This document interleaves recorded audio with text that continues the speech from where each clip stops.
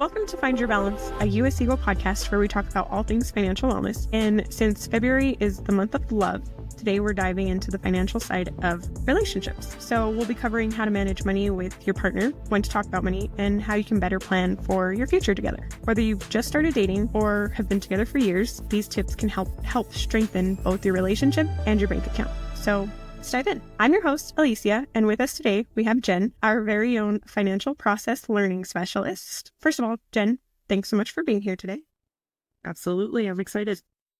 I know that you work in the financial industry, obviously, so you have that background, but you've also been married a while and have navigated money management in a relationship. The good and the bad. Yes, we have learned from making mistakes mostly. Can we talk about the mistakes first and what not to do? Because, one of the biggest challenges couples face is avoiding financial pitfalls like overspending, keeping money secrets, or not aligning on goals. So maybe what are some mistakes that couples make with money? So some of the mistakes that we've made along the way, we got married first and foremost really young. We got married when I was a whole 19 years old. So we just weren't very financially literate to start off with.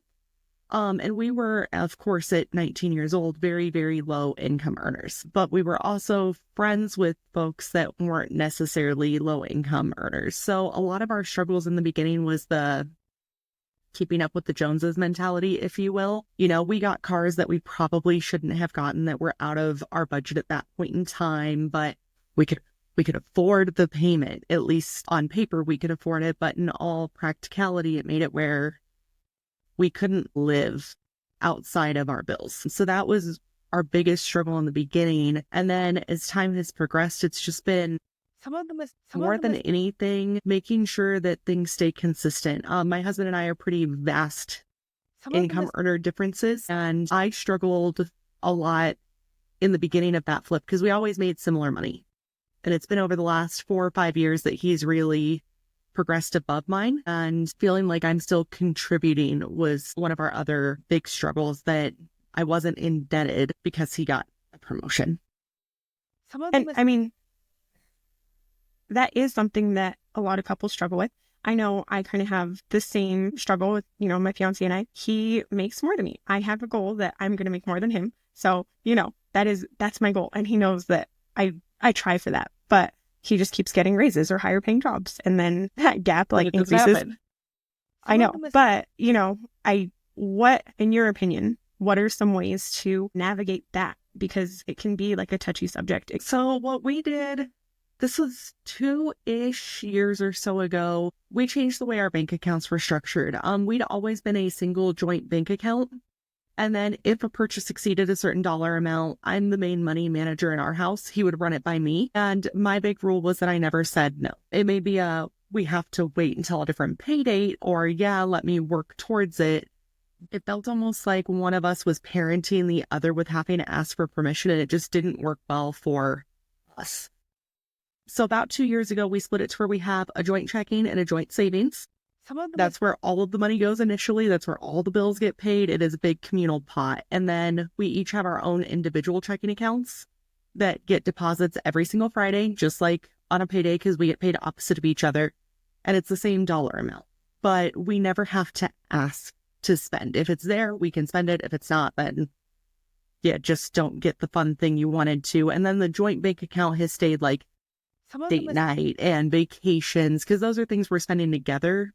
Our play money is completely separate, and that has been really, really helpful, and they're equal amounts. Okay, I like that. I'm actually kind of opposite on that, but I like your structure a lot. So Alex and I have a shared, US Eagle account where we put we each put a set amount, and that's where our bills get paid, and we have extra in there. So anything when our dog gets sick, we pull vet bills from that account too. But, we have our separate accounts where our paychecks go into. And so it is kind of the opposite of what you have, but I kind of like that, because then, you don't have to feel that guilt of, oh, well, I bought this for this hobby, or for me, plants. I don't have to feel guilty about, oh, I bought another plant or whatever it is, So I do like that. You have your set amounts for your fun money, and it's not that it takes away some of the pressure of that. So I like that. It's also nice because we now have the bank accounts to hide birthday gifts and Christmas gifts, because it used to be near Christmas, it's don't look at the account.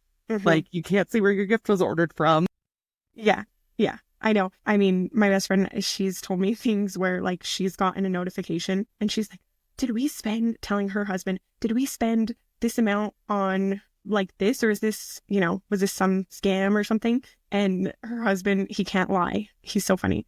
But so he'll end up telling her like, that was your birthday present or that was your Christmas present or something like that. So I do like that. I like that, keeping that separate, and then you don't have to worry about hiding things or saying, don't look at the bank account statement right now. So I like that. And, talking about hiding, I know in like a different aspect, there are some people that, hide purchases or they hide their debts because they're worried what their partner might think, or they're worried, their partner is going to get mad at them. What are ways to navigate that?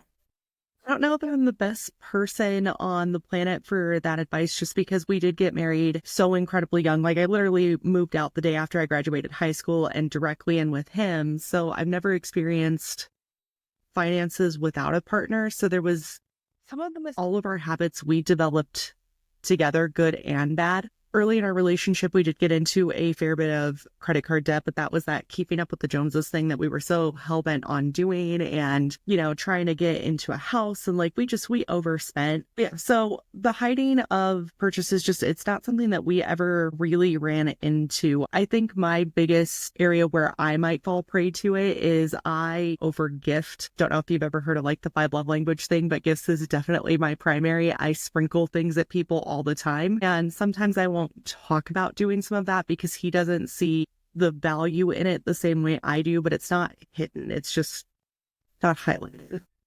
Some of them, I get that. And I do know that you're a gifter. That is your love language. I get that. 100%. I totally understand that, because I feel like, especially when I see something that I'm like, oh my God, this person is going to love this, or this is so them. I do the same. And I feel like I have to, not have to, but I do get like my friends or my family little gifts here and there. And I know that maybe, my fiance doesn't see the value in that. But again, I'm like, that's who I am. That's how I want to do that, So, okay, I get that. Definitely. So you did get married young. So I know that this is like, you may not have a ton of advice on this, but talking about money and like when to talk about money. Did you have that conversation like before you got married?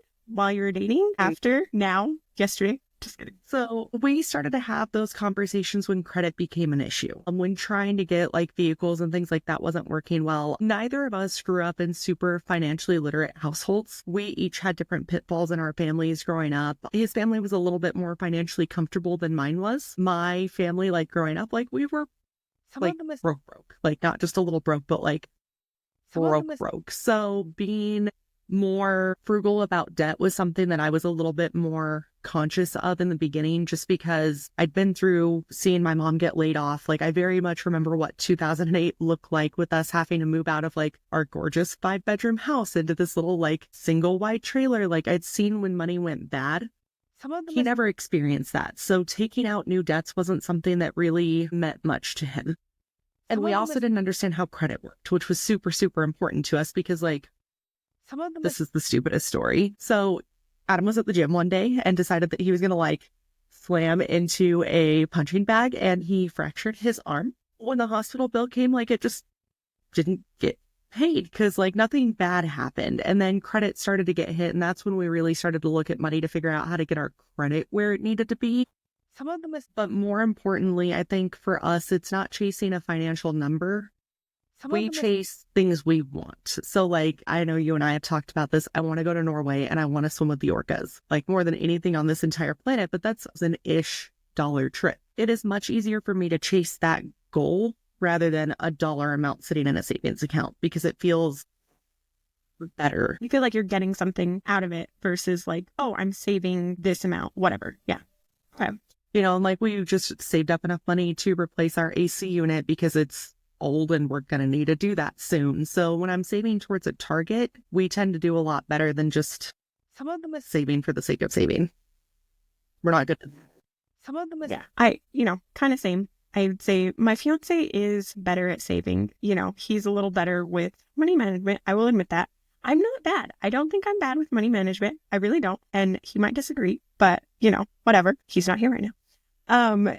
But I think that there are times when, yeah, I'm also saving for a goal, or like, and you and I have talked, we both love travel. So my goals are always travel related. But when I'm saving for a trip and I think I could save this money, if I don't have that motivation, I'm not going to do it. But if I'm like, I'm going to do this trip, I'm going to go to Japan, then I'm more motivated and I can, save my money, put a little extra money in our savings, which I have multiple accounts because just how I like to have my money spread out. But yeah, I can definitely, it's easier to save when I have a goal. So I get that. Now, coming back with like couples, do you and Adam have, like, are you budgeting?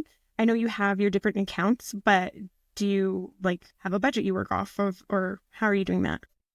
Mine is not a method I would recommend to other humans. If I were to show you my calendar on my phone, this is the extent of my budgeting. You can see all the little blue dots. Each one of those is a bill and its due date and its dollar amount. So like tomorrow, Netflix pulls, and every Friday when we get paid, I will look at the bills that are coming up and move accordingly. So it's a loose budget, but it's not like that Dave Ramsey $0 budget goal. It's just hey, by the next time we get paid, I want this amount of cushion left in the checking account, and then whatever's left will relocate into a different account. I understand that. But, and I hope that the listeners can relate to that, because everyone talks about you need a budget, and you do. You should have a budget, but I'm also guilty of not. Or when I start a budget, it doesn't always pan out, It just, I'm really bad at that. I'm very bad at keeping up with that kind of stuff.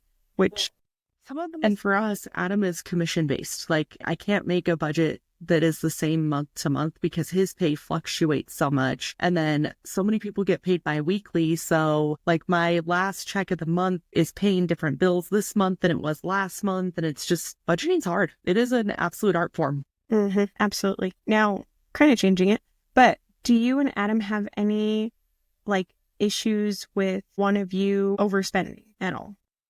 Not really. We spend very differently. Adam is a big purchase spender. So like right now he wants to get a new underwater housing for his camera, and that sucker's like $3,500. Like, it's expensive. And to me, it makes no sense because you already have underwater housing for your camera and we live in a desert. Do we need another? But it's important to him. Where I am, my mom calls it the queen of sprinkles. I buy a lot of little stuff. I don't buy anything that's big. 0 things that I buy cost much money. I'm extremely cheap, but I buy a lot of inexpensive things. So both of us overspend, but within our budget of overspending. It's just very different.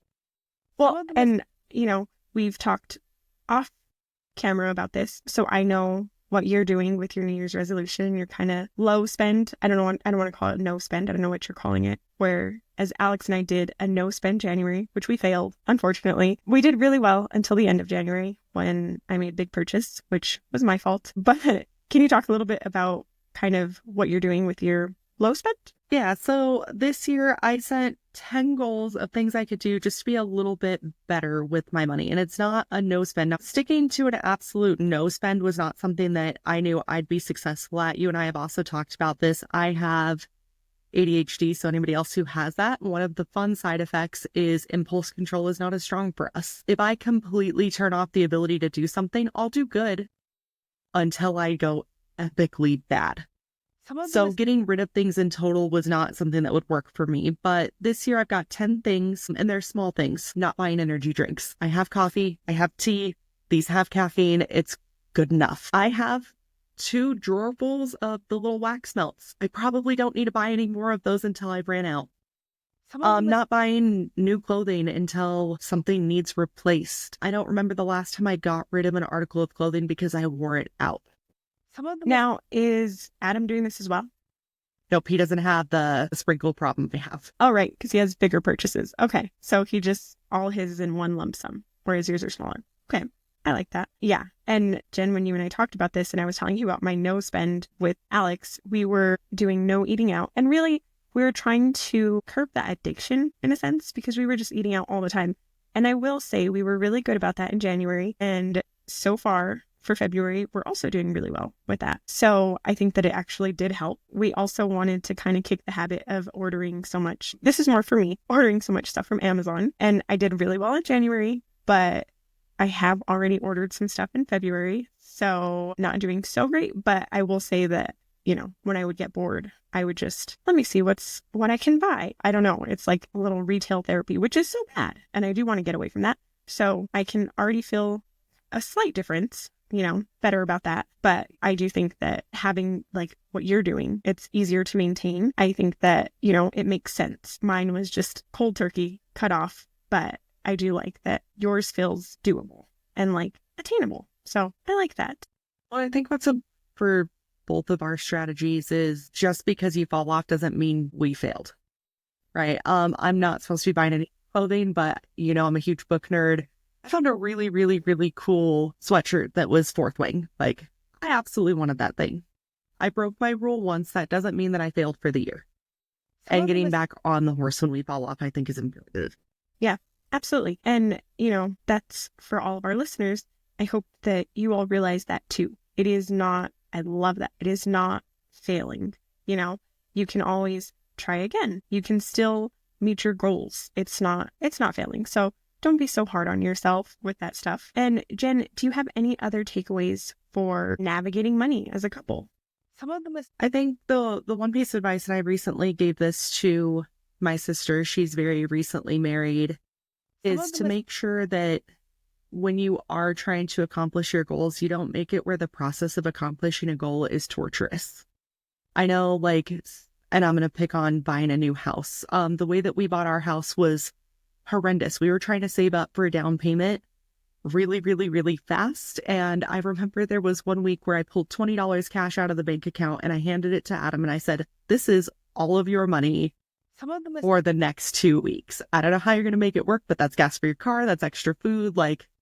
Figure it out. And it made those big wins. Yes, you worked hard for them. But it also made it where the process of accomplishing the goals wasn't enjoyable. I think that it's important that as we're trying to accomplish these different things, whether it's saving up for a vacation or getting that first house or saving up for your kids' college, whatever it is that's important to you, we have to continue to live life. And then the other big piece of advice that I would give, which is harder in today's economy, you and I have talked about this than it was when we bought our house. Please don't be house poor. Your house is not worth you never getting to experience life because you're so tied to that payment. That's one thing I'm very grateful for, is that no matter how bad money has ever been, we bought our house well below our means. So we could still go on vacation, go see family, do all of those things. I'm not worried about putting gas in my tank because I have an extra bedroom that I probably wouldn't use anyways. So those would be my two big ones: is mind your household expenses. I know houses are expensive, but get a cheaper house if you can. And try to remember to do little things that you enjoy too. Otherwise, you'll never stick to it. Well, thank you, Jen. Thank you so much for being here. And maybe we'll have you on some future episodes because I have a feeling that people are going to like this one. So thank you all for listening. And don't forget to share this podcast, whether it's on social media or just telling a friend about it. It really does help. We will see you next time for some more tips on crushing your financial goals.